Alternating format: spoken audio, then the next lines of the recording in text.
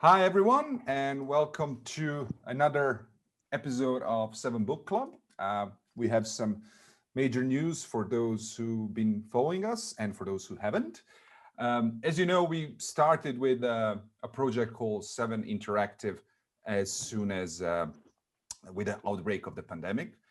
And it was our goal to mitigate the effects that we were all experiencing, being that those of being isolated, out of touch with each other. And the idea was to create a space where we will share a quality content and hopefully spark conversation, dialogue, share knowledge, and somehow navigate through all the noise that's being produced during this year of pandemic. So what started as Seven Interactive became Seven Insider, and it's happening across platform, meaning it involves seven photo agencies, seven academies, seven foundation. So we just launched a new website, and I'm gonna quickly share for all of you who haven't seen it. Here it is. It's, let me just kill the sound. I'm just gonna show you quickly what we have. We have variety of content. Some of it, a lot of it is for free. A lot of it is what we call freemium, meaning that you have to be registered user, but still have access to events such as the book club. And then we also have paid content, which is part of our premium package. So I would encourage you to check it out. As you can see, the calendar is already heavily populated, but there's more to come, and it includes talks such as this one, Seven Book Club. It involves lectures, it involves one-on-one sessions, it involves technical seminars where we will speak about technology and so on. And it involves both people from Seven ecosystem, but also people who we admire and appreciate. So that's in brief what's going on with us. We used to stream on Facebook as well, but we stopped that because we want to be more focused on a dedicated, registered group of people. So for now, we are limiting everything to Zoom events. And here at the book club, we talk about books we like and with people we respect. And today we have with us Danny Wilcox Frazier, our dear friend from Seven Photo Agency, and we're going to talk about, well, he's going to talk and we're going to talk, and you feel free to ask questions in a Q&A box. We're going to talk about his book, Driftless. And before starting and before handing over to Danny, I just want to say this definitely is not America that I know. Now, I'm not American, but I've traveled often to America and I've seen a lot of it. But definitely this book is not what I've seen. And I guess that's what I really appreciate about this book. It really showed me the side of America that I didn't know. And with all the Trump and now change of power, everyone's talking about this America, that America. So I think it might be a nice way to also talk about that. And for the first time, we actually have another guest, Gabriel, who's here with us, who is actually part of the book, who back, I think 14 years ago, was photographed by Danny. Danny photographed his family at the farm. And so that was 14 years ago, back in the day when Gabriel was a boy, and now he's a man. And I think it's quite unique to have a subject, a photograph of a book and also documentary film that Danny made, and which was produced by MediaStorm, to have it now back with us, especially after such a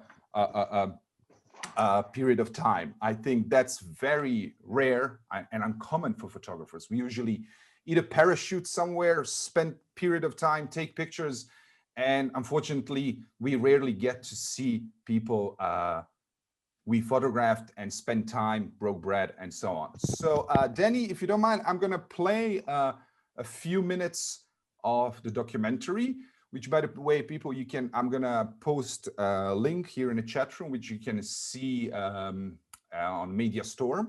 And we're gonna play a few minutes. It's a 30 minutes long piece, but we're going to play just a few opening minutes, which also concern our friend Gabriel. So just give me a second to share a screen here. Here it is. Okay.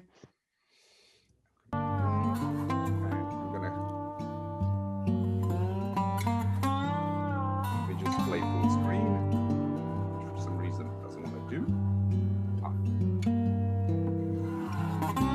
For some reason it's not playing full screen. I don't know why.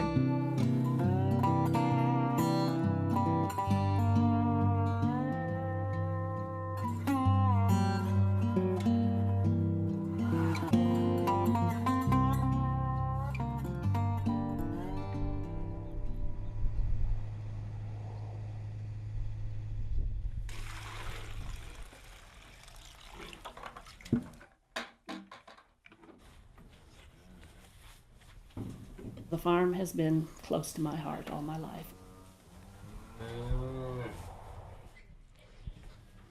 To me, a farm is just a good place to be.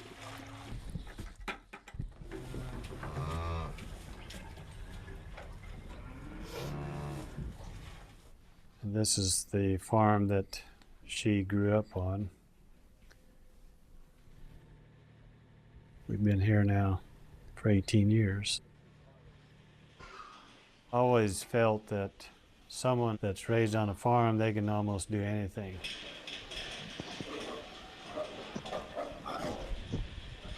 I just feel like that's a real good training place for young people.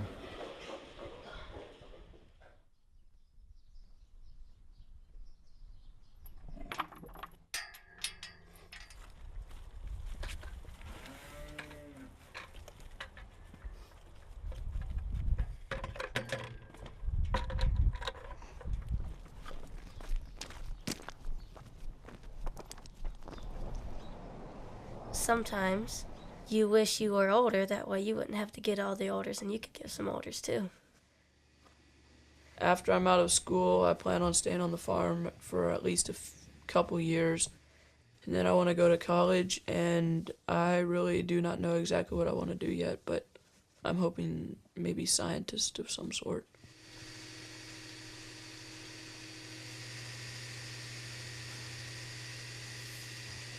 We always had younger children to help us here on the farm, which worked out pretty good. We had their income to subsidize, which helped. So then as the children got older and left home, clump of hay over there, we didn't have that income anymore.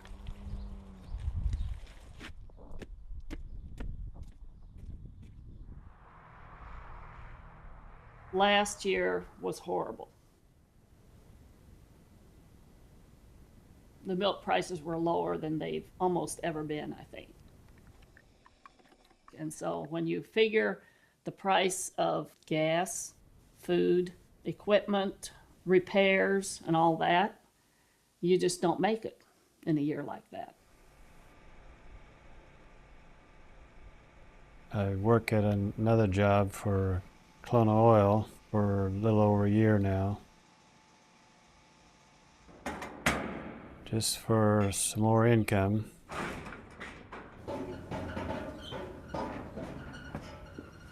We had a pretty big debt to,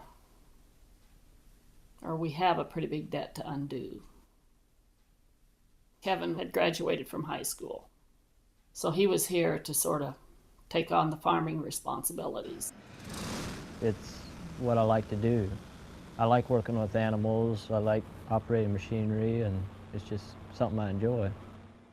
It's 5, 6 in the morning until 9, 10 at night, and you don't really have much time to relax and just take it easy. It's a lot of responsibility right now that I'm not sure I want. I would hope that out of 9 children, that one of them would have a desire to take the farm on, and that's our goal. But I guess it doesn't have to be if it doesn't work out.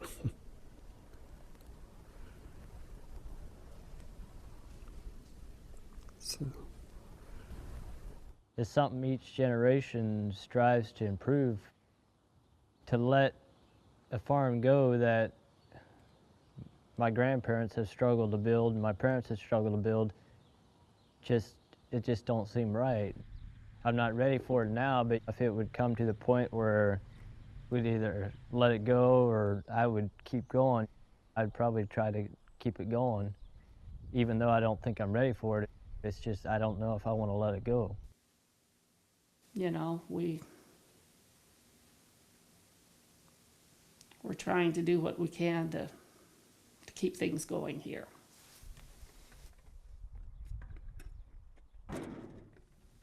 As a parent, you want your children to be happy. You want them to enjoy what they're doing.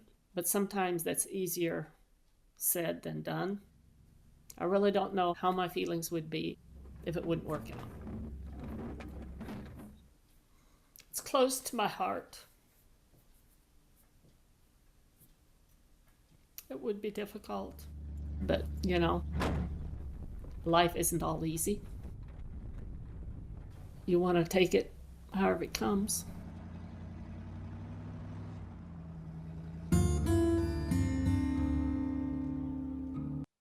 This is the part you wanted to show. So I think there's no better introduction to Driftless than this piece of video, Danny. So here we are, 14 years later. Gabriel is here with us. So where are we at? What happened to farm? What happened to Stutzman's? What happened to Iowa? And for that matter, to the America? So Danny.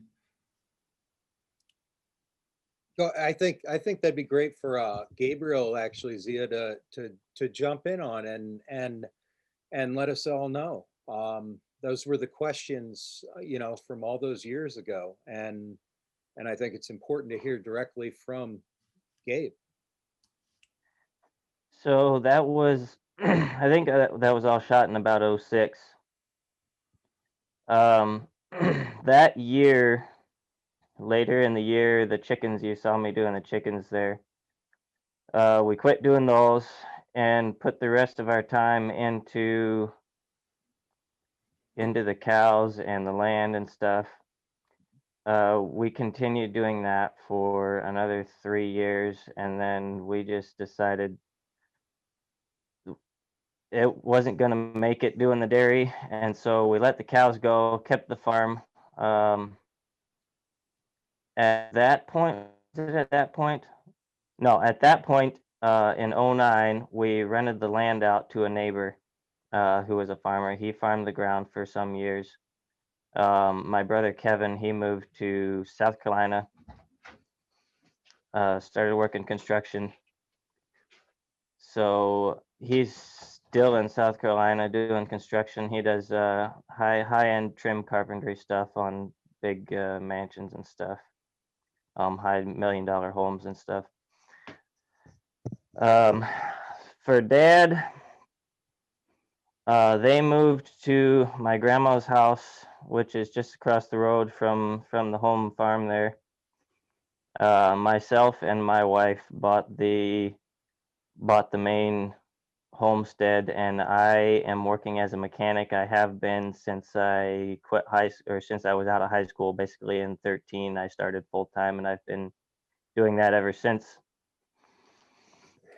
So, And you man, all that have brings 2 little ones too, right, Gabe? Yeah, we have 2 little ones. I have a 4-year-old daughter and a 1.5-year-old son, and they are a bundle of energy. Goodness gracious.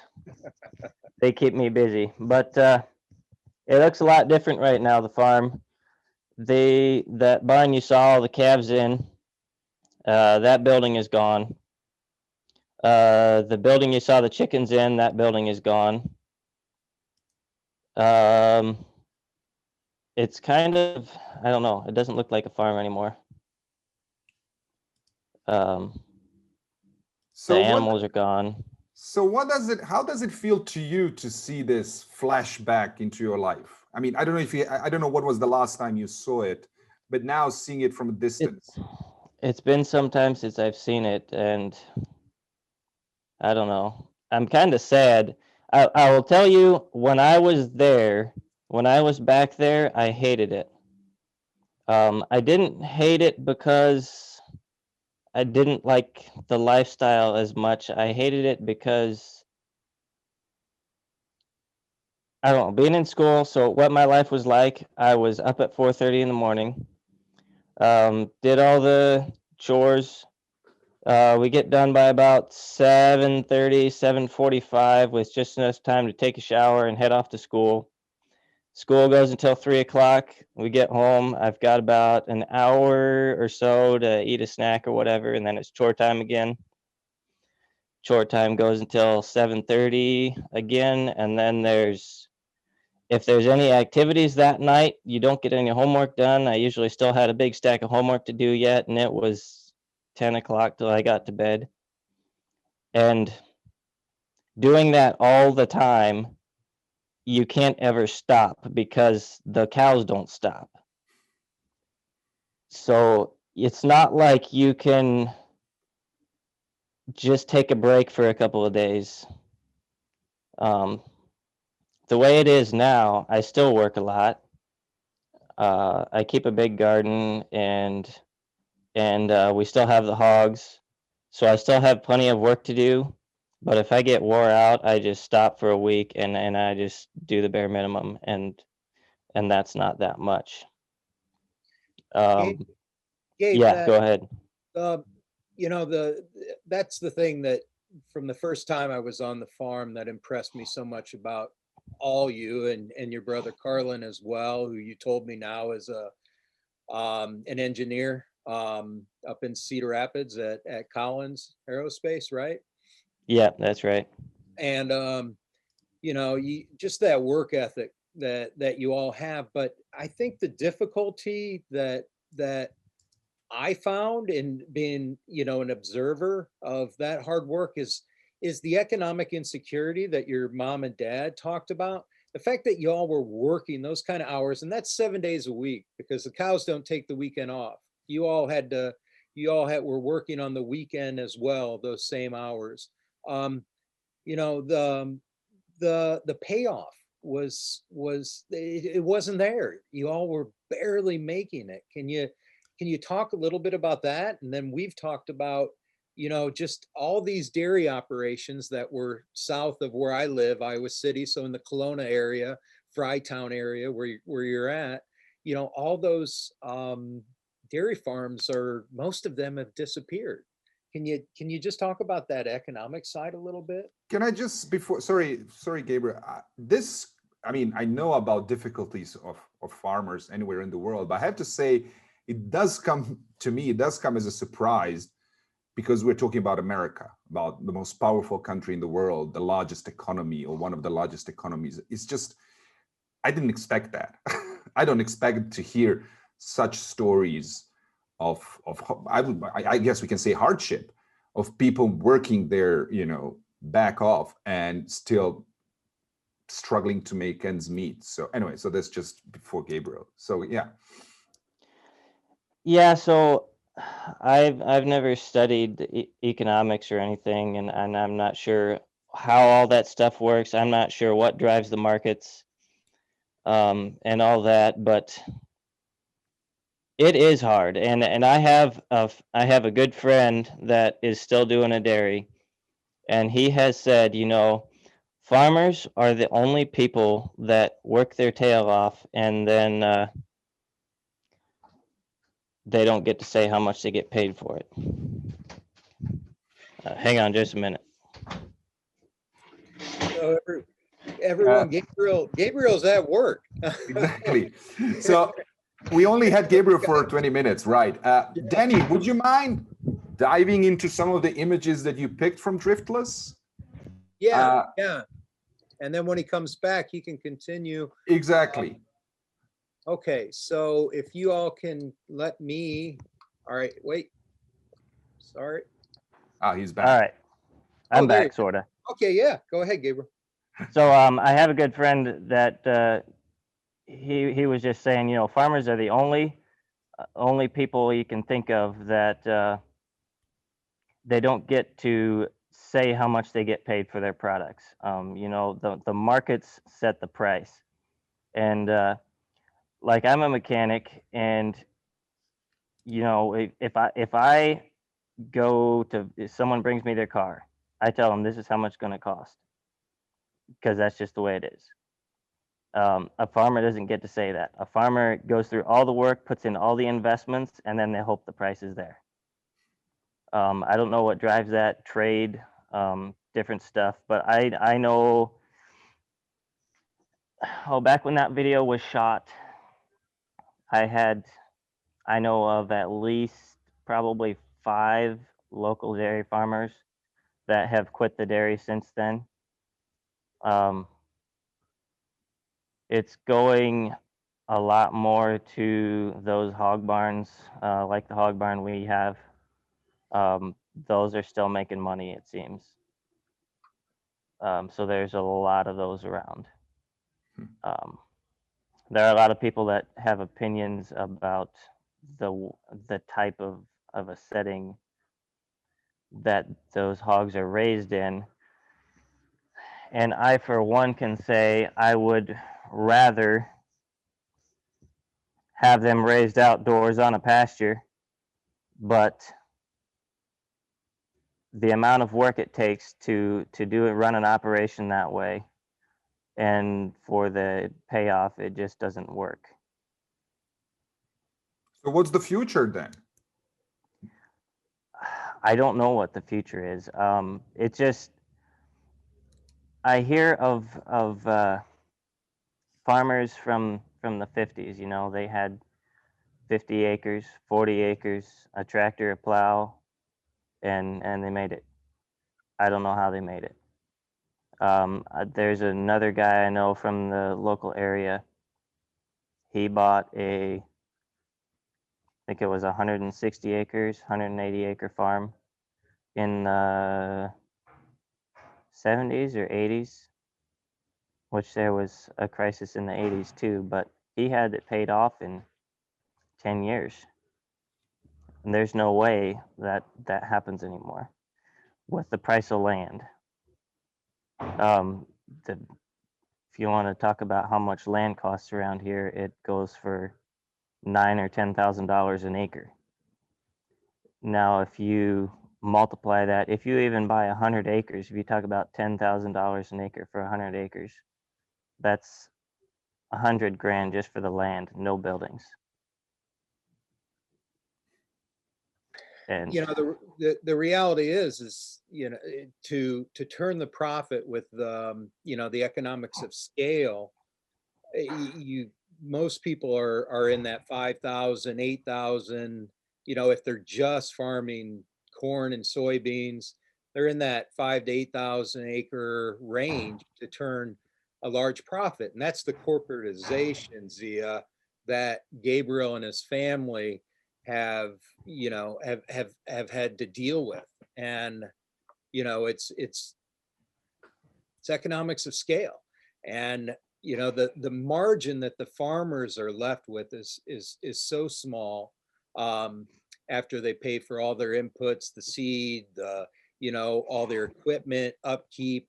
It's such a difficult life. But, you know, I remember some also some fun times, Gabe.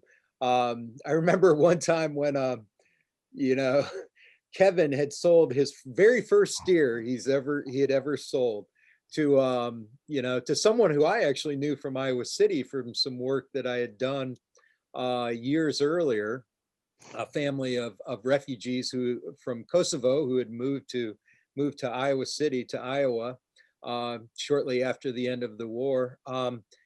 You guys had to kill the calf and then get it into Iowa City to Ayub.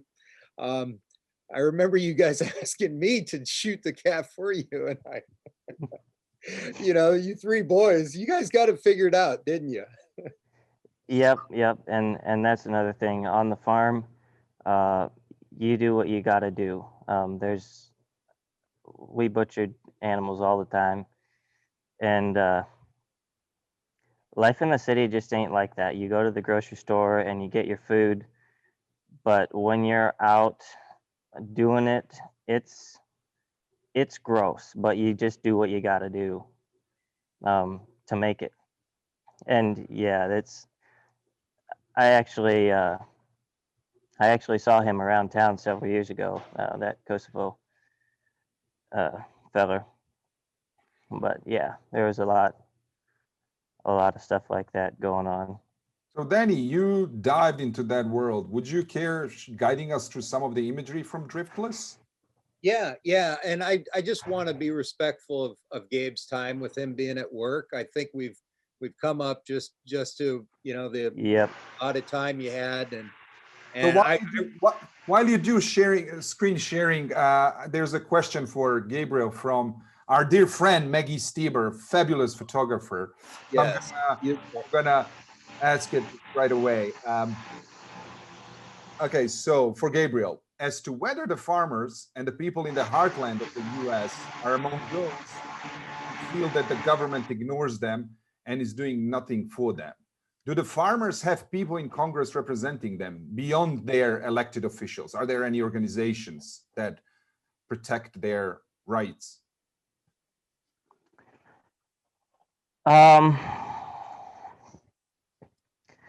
I don't know that I completely know the answer to that question. I think that I can say we do feel underrepresented. We do have some good senators in Iowa that I feel cater to what makes our lives work. But as far as organizations, I don't know that there necessarily are. Now, I've seen that so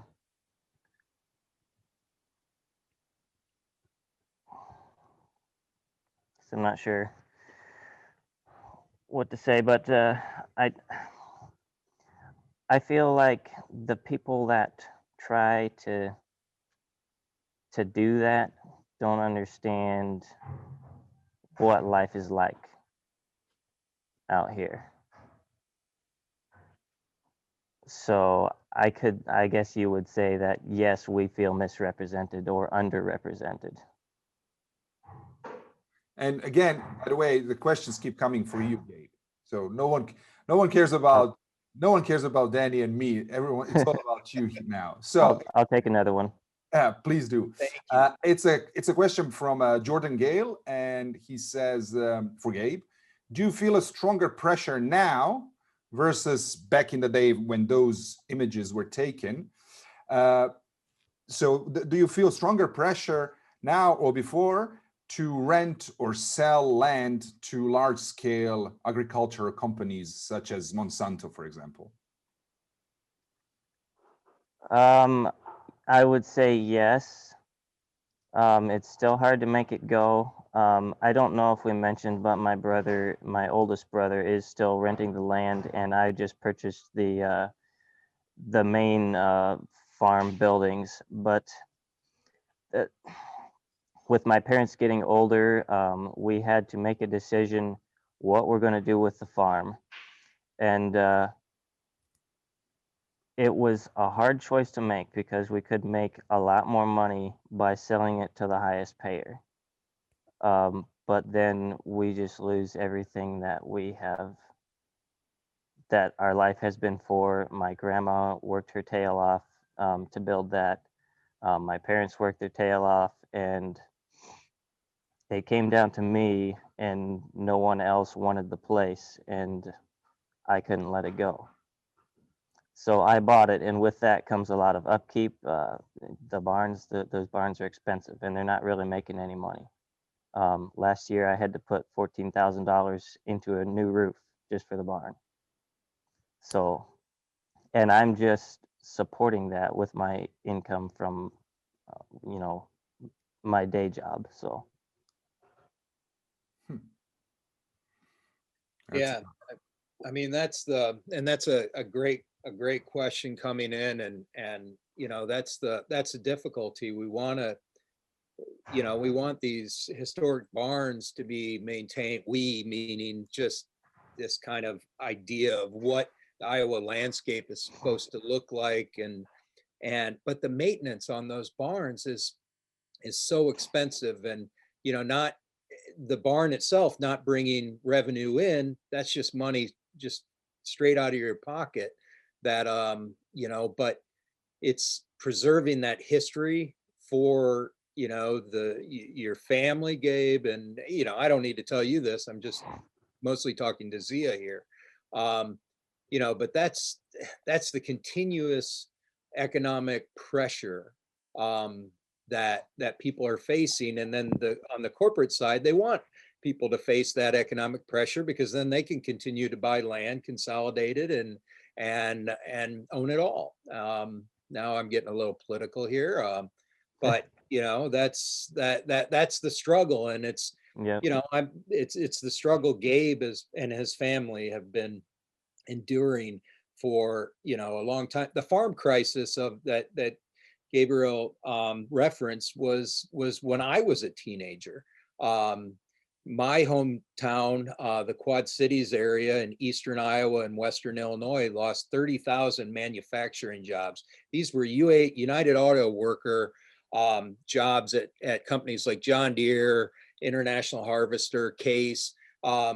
It was 84, 85 that we lost all those jobs, but the farm crisis ended after, it of course went on longer than that, the economic impact, and you had lots of foreclosures, but it still, by the late 80s, things were better. I know there are going to be some farmers who will fight me on that, but just generally speaking, this has continued. This has just continued, this consolidation and corporatization and the difficulties that family farms, people who were on these smaller size, but able to work very hard and make enough and not have to, like Gabriel's dad, take another job off and just to be able to, and put all the dairy operation and most of the rest of the operation on his teenage. And you weren't even a teenager at the time, Gabriel. No. When I first started photographing. So, it's just, it's heartbreaking. But I really appreciate you being so candid, Gabriel, and letting us know that is the feeling. People don't feel heard, don't feel understood. And, and there are some, who try, wherever people are at with all that Senator Grassley does. There are definitely parts of what he does on the agricultural side that are very specific to you all. Which I don't want to get political, but to say that a lot of this, I think, is feeding into how our country is so polarized these days. It's like the people in the rural areas, it's just not the same out here anymore. And the industrial complex and the way everything is going, it's like a whole different world, a whole different culture almost. It really is. And I just want to, I want to thank you for coming on and speaking to everyone and sharing and being so candid with us. And I really appreciate it. I gone over. I don't want Sure, welcome. Yeah, we've been over a little bit. If there's one more quick question I could maybe answer, and then I'll have to go. Ziyah, you're muted. Sorry. And again, thank you, Gabe, for going overboard. And yes, sir. Who you lived. So here's one. Actually, there's a ton. So I actually send them to later, just so you can see them. I'll send them to just to see what people are saying. And so basically, this is Matthew McCarthy, and he's asking, looking back, how did you feel about having a documentary photographer exploring the intimate parts of your family life? How did you and the family cope with, inverted commas, intrusion by someone you barely knew at the time, I mean?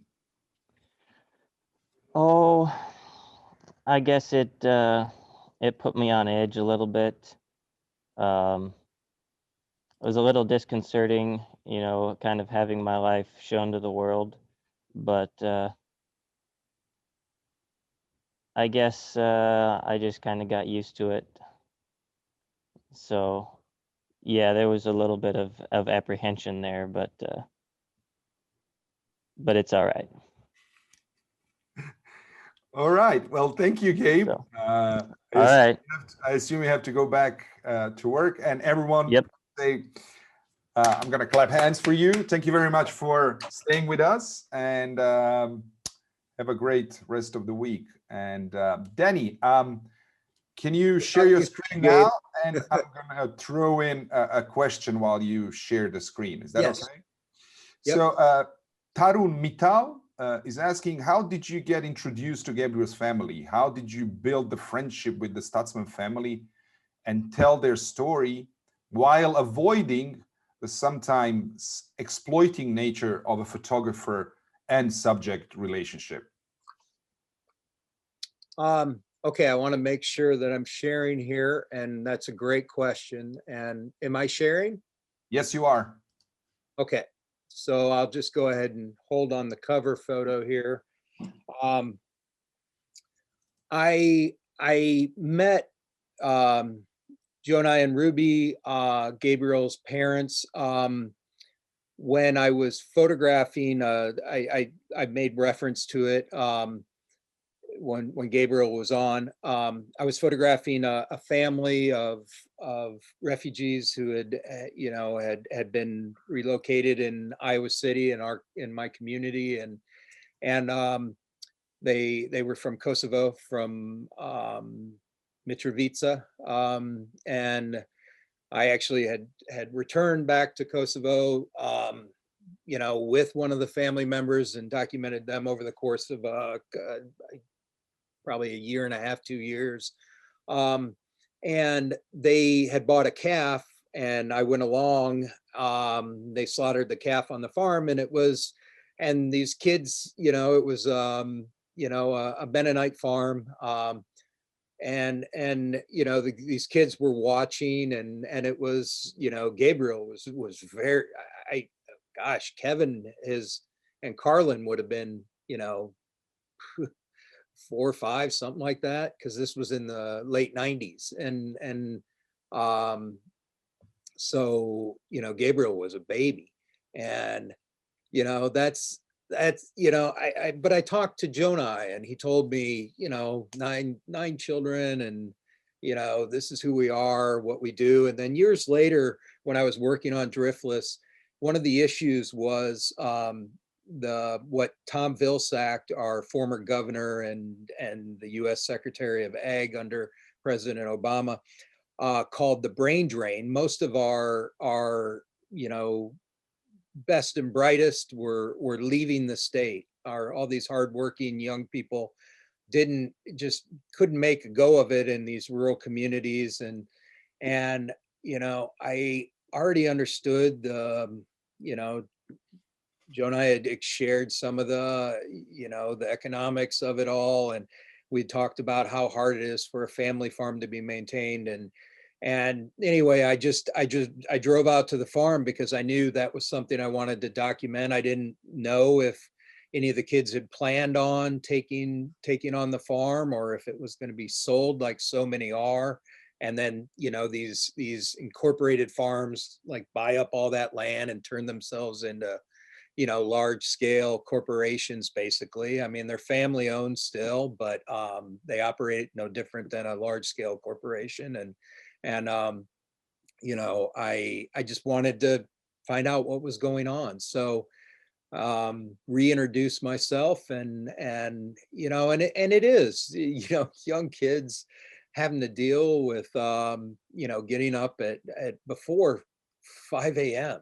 and working like that. And then, having this guy and his, 30-year-old guy following them around, photographing everything they do. It's unbelievable when people share that way.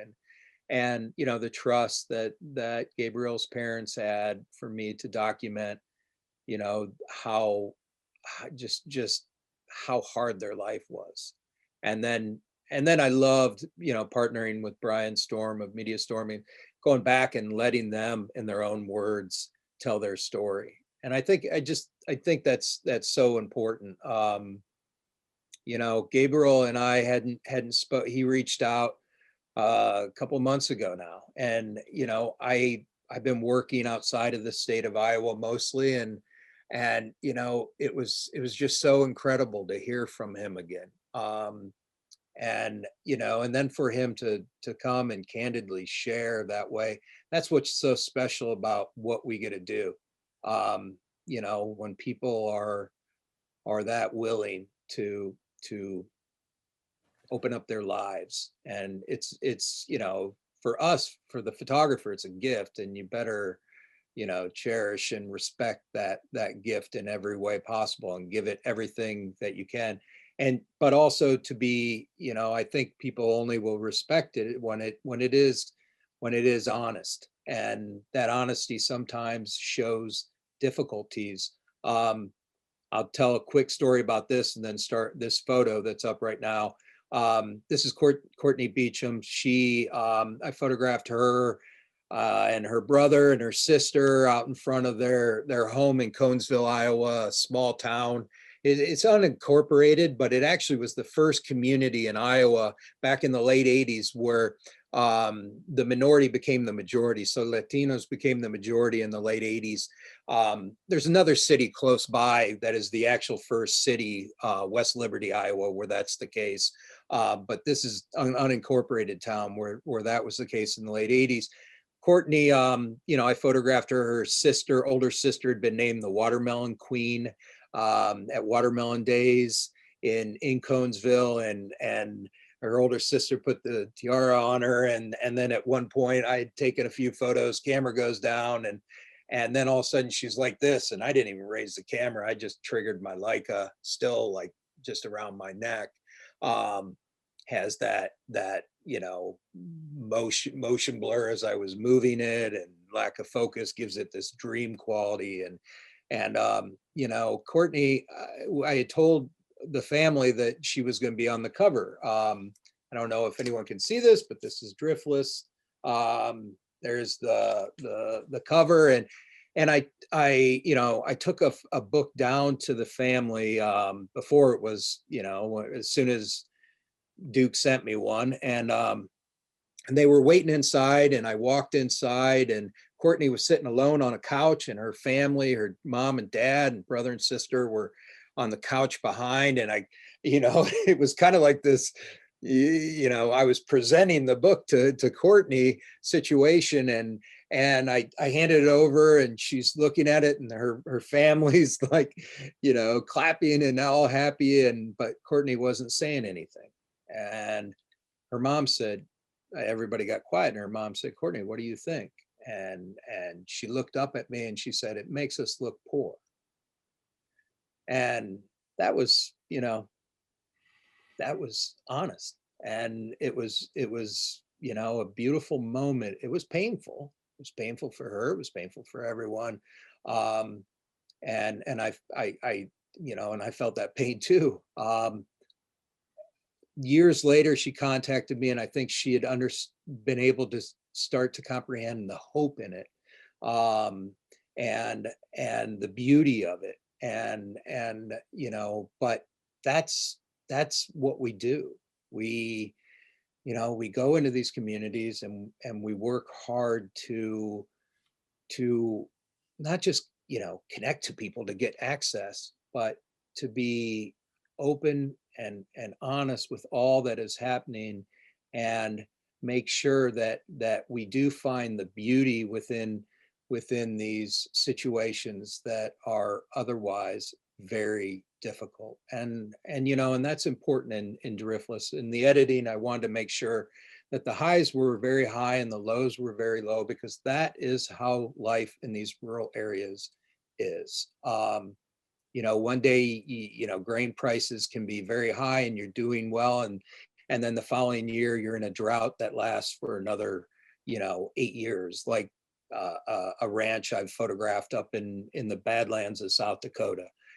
That's why I went there. 8 years straight drought in the 2000s. And, it's a hard life, but, the beauty in this photo is just, for me, it's there. And for a young person to recognize, the hardship, but then grow to understand, the hope and the beauty. And, she now has children and, her own family. And it's just, that's beautiful to see. And when people keep in contact and let give you updates like that, that's just such a special thing.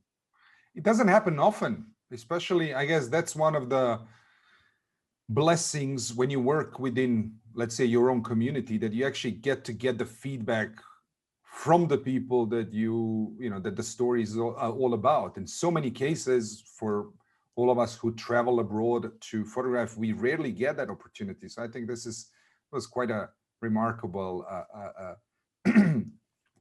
encounter, so to speak. But tell me, I'm just gonna ask one thing about two things about motivation. So why did you focus on Iowa? I mean, obviously it's your country, it's your state, it's your home state, but I'm sure there's more than that. So I'm just curious, why Driftless? Why is this? Why did you shoot this? When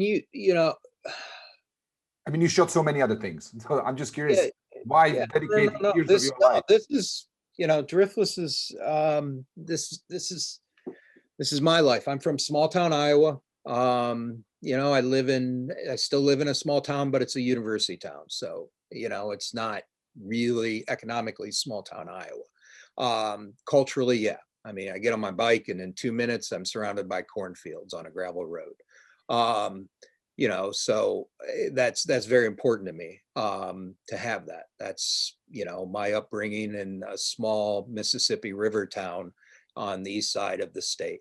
But why did I set out on this project? Well, I of course, as a pre-grad school and then as a grad student, I was studying what was happening in the state. I was following the trends economically and population wise. And, and this is a response to, the decline in population in our rural communities. We have these, we have what a lot of people call service centers. So communities like Des Moines, Iowa City, where I'm at, that are exploding. Cedar Rapids, Davenport, Benton, they're exploding in size because they have all the services people need. They have healthcare, they have dental. I mean, Iowa, we have the worst rate in the country for the number of dentists in rural counties per resident population of that county. So, it's like people have to move to either these satellite towns that are really close to these service centers or not. So I was studying all that academic stuff, Ziyah, but really where that stuff doesn't matter. Then I got rid of it all, and I just set out with one camera and one lens, and just wanted it to I just wanted to follow the story. And everything you heard in Gabriel when he was talking about, I mean, that was just so candid, and that's so hard to say. Even, now he's a young man, but to say how much that he had this, I'm not trying not to speak for him, but this love-hate relationship with his upbringing, with that dairy farm life. That's, I can speak for myself now. That's what I had as a young person growing up in a small town. Love-hate relationship. There are aspects of the lifestyle that I absolutely love. I barely photographed in my hometown. That's because of all kinds of other, reasons. There are many reasons for that. And it, there's a darkness there that is the reality of how it played out. But it's not, I'm not projecting that onto the places that I photograph. I'm able to connect with people because I endured the same economic challenges growing up through the farm crisis, all that did to my family. My father was a small business owner. All of his clients were losing their farms, and they're being foreclosed on or losing their jobs because of all the factories closing, and and then just everything else with just feeling trapped in that kind of community, and there's a lot of tension. There's a lot of, so yeah, that's where the connection to people comes from. It's not judgment, stuff where people are partying out of control, at a notorious party spot called Jumping Rock. That's not judgment. That's, yeah, is it illegal behavior? No, furthest thing from it. But that doesn't matter to me, because, I was going through all those same issues as, someone in my early 20s. Even though I went off to university, I still was, most of the time back home, and with all my friends who did not go off to college, and living that same life on the weekend. And so that's where it comes from. That was a really long-winded answer to what. No, well, it's complex. It's complex. And so when you started, if I'm not mistaken, you processed all this film by yourself, right? It's a technical. Yeah, I mean, it's all on film, and yeah, it was done in my home. I did not process it myself. That mostly was Patrick Reed.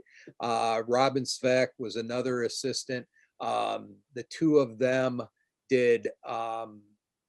It was mostly Patrick. Patrick processed. I mean, I'm staring at a wall of boxes of negatives. He processed the vast majority of the film for the book. So when you went out to photograph Iowa, did you set out with the idea of making a book, or that came later? No, I wanted to. I said from day one that I was doing a photography book. I didn't want to tell anyone that it was, while the work is run in many magazines and been exhibited, I had a goal of doing a book, and I wasn't going into that naively. I knew how much of a monumental task that it just a mountain to overcome. But that's how I wanted the work to first be presented. And it really is. It's, Mother Jones, my good friend and editor, Mark Merman, was, the first to publish it as, in long form in a publication. And, that was so important for it to get out to, the masses that way. And then partnering with Media Storm and was just even further reach for the work. And that's what it's all about. Like, for me is, I don't make work to put in boxes and hide away. I want my work to be out in the world and to have impact. And in this case, I want people to contemplate, a life that is often romanticized on in theater and or in movies and on canvas and paintings, etc. Postcards. I want to move us away from that, and I want people to hear Gabriel's words. So I don't really want them to hear my statement is the book. That's and that's everything I have to say. So hold that thought. So so here we are in digital age, and where everything is instantaneous, everything is in pixels, everything is on screen. So why do we make books? Why do you make books? Why books as a medium? I ask everyone this. It's my personal research. So yeah, why make books when everything is so virtual and so up in the cloud, literally? Yeah, I apologize. I don't know why the connection. I was going to continue to as I answered that, go through, but it seems, I don't know. It's locked up. Can you guys see that, Gianna? Yeah, we Sorry, see that. Yeah, everyone. we see the screen. We see the screen. It's okay. We see Just the. take it up to the opening photo. I mean, why the book? I think the book is I'll only speak about, for myself. It's the foundation that I've been able to build everything else off of. Without a strong foundation, then how are you gonna build up on that? And I think Driftless, and then a book can take on a life of its own. That's what I love about Driftless and all aspects of it. How it's really just become separate from me and continues to inspire and questions and I hope force people to think about this rural urban divide, not in such divisive ways, to think about it in ways of finding unity. I remember speaking to a young man on another book project in Nebraska, and he's like, and Nebraska is one of the most conservative states. We go red and blue because we're a terrible two-party system in the United States. He's like, I've never met a Democrat. This is a young man in his 20s who was a ranch hand with a young child, his wife a social worker, and he he's like, Democrats never come to my community, my county, and spoke. And how could I know what their ideas are? How could I know what anything other than what I'm fed by Republican candidates and the Republican Party here in Nebraska, have to say? He's like, there's no way for me to know. And and that's one of the problems with everything being so decisive is we don't listen to each other anymore. We don't have and there's a lot of great reason for some of that. I mean, what is there, in regard to, just all out hate? What is there, to interact with? But that, we still have to find where there's that commonality within, groups that are outside of those most fringe of players in this political divide in the United States. That is not everyone. It's, it is definitely a percentage of the population, and we're dealing with all of that, at present in the country. But I hope we can. I don't. Yeah. I hope that answers. There is another question from our viewers. It says, I'm trying to link your image of rural Iowa with what we hear with what we hear here. The person is from Switzerland, about political events in the USA, elections, true and fake news. There is certainly poverty, but I don't see despair in the pictures, but a lot of joy. So are these grounds for Trump's fake news? Areas like these, I assume. I the part of that question that's more important is within, are we able to just get this off the spinning wheel of death? Let me try to do it from here. Just give me a second. Okay, so you stopped sharing. Okay. So if you want to share it again, just share it again. Okay. Will it work? Yeah, it must work. Yep. Seems to be working. Oops. Yeah. So now you can just go to the slide you want to show. I'm just all locked up. So can you just scroll through if you're? I'm afraid I can't. I'm afraid I can't. I'm sorry, everyone. This is the kind of stuff. Don't worry. Don't worry. If you want, close your just close your presentation, stop sharing, close presentation, and then just reopen it again. Okay? Yeah, just close your keynote and open it again. While you're doing that, let me just quickly go through questions. Okay. People, just a second for patient. It's actually surprising that we're getting people, for example, from Ohio, Lisa Di Giacomo, saying, I understand, Gabriel, I'm in the same position here in Ohio.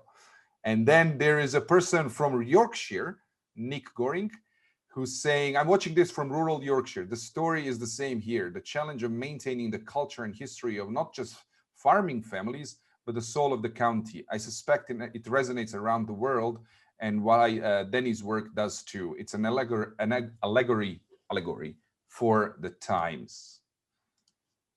Wow. Yeah, I mean, right there's testimony coming from people on the front lines of this, and you know, it's a lot of there's limited coverage of this. That's one of the reasons, Ziyah, why, you know, I wanted to do a book, because I knew, you know, if I just went around knocking and I want to do an essay on this or an essay on this, and I would get a little bit of, you know, you get a certain percentage of hits where people are like, yes, we'll send you on that story, we'll pay for it. I knew if I could, you know, in the University of Iowa, I did the majority of the book when I was a grad student. They helped fund this. So I had this, you know, the state institution, you know, higher ed research institution, you know, backing the work. So I was able just to go out and concentrate on the story, concentrate on people's lives, and doing the best that I could to, you know, honestly, you know, tell their stories.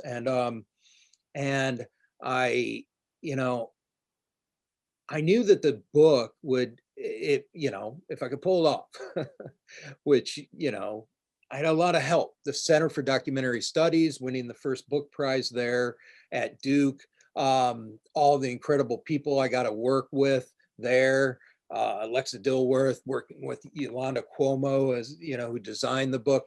You know, I mean, I was really fortunate, very lucky. But I knew that if I did a book, that then there was going to be coverage of that, at least locally. I didn't think nationally or internationally, but there has been, and that's a great thing.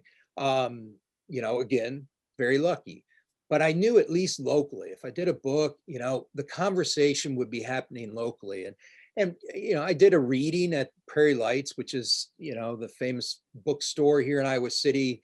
We have at the University of Iowa the creative writing program, the Iowa Writers Workshop, world renowned. You know, this is a place where, you know, we had standing room only. We had people outside listening, and you know, it was incredible, the conversation that people wanted to have, and you know, that continued. You know, being young and kind of just starting my freelance career, unfortunately, I didn't take that into the rural communities enough, and I'm correcting that now with the work that I'm doing.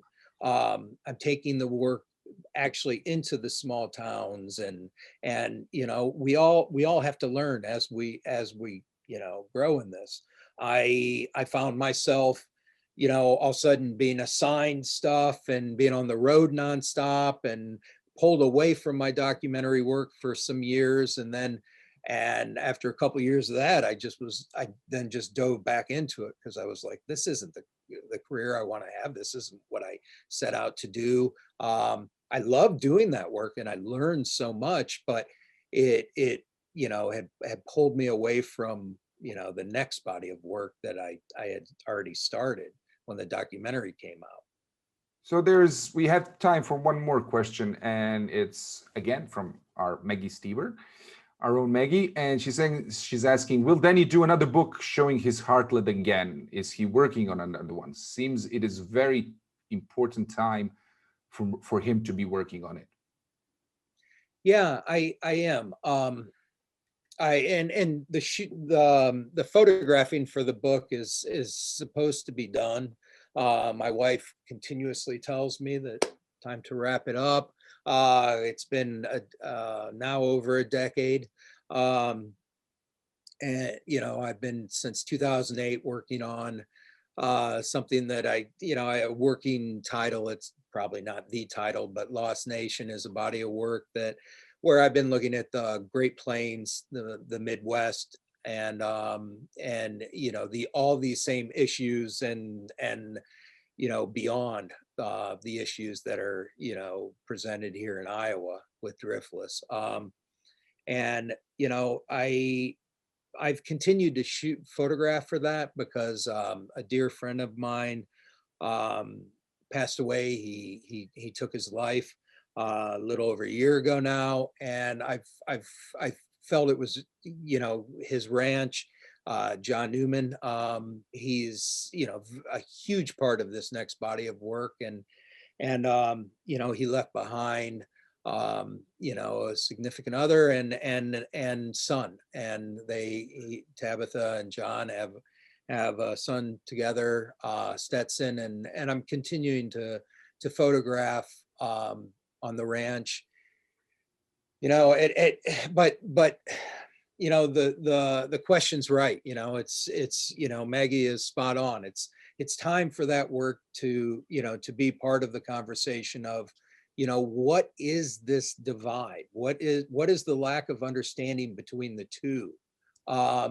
And you can't have that if you don't have, I think, these emotional stories, these stories that come from this, the connection by whatever, photographer, or not, they without that, then we don't feel an emotional connection to the stories we're being told.